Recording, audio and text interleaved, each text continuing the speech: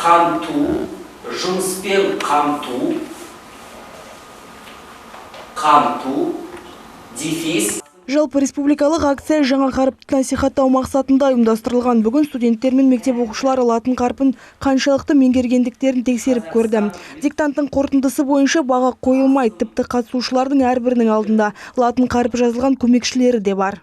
3 жыл қатарынан Қазақстан Халқы Ассамблеясы 1000 бала республикалық мәдени ағарту жобасын ұйымдастырып отыр. Және осы 1000 бала жобасы аясында өткізіліп отырған жалпы қазақстандық диктантқа бүгін бізде қосып отырмыз. Бүгін диктанттың негізгі тақырыбы ол жастар жылы. Өткені Қазақстанның тұңғыш президенті Нұрсұлтан Әбішұлы Назарбаев 2019 жылын жастар жылы деп жариялады.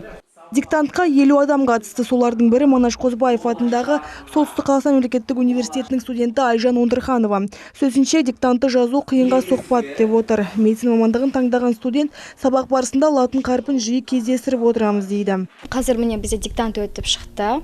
Маған өте қатты қиын болған жоқ, себебі біз өзіміздің оқуымызда қазіргі мен мысалы қазір дәрігерлікке оқимын, яғни біз высшая школа медицины, жоғары медицина мектебі. Біз қазіргі анатомия пәндерінің арасында біз латын тілімен оқимыз. Яғни онда әртүрлі сүйектердің атауы біз латын тілінде оқимыз. Себебі маған сондықтан оңай болды.